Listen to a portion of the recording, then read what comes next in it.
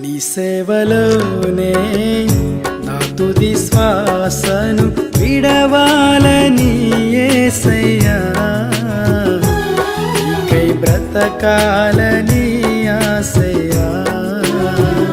నీ సేవలోనే నా తుది శ్వాసను విడవాలని యేసయ్యా, నీకై బ్రతకాలని ఆశయ్యా.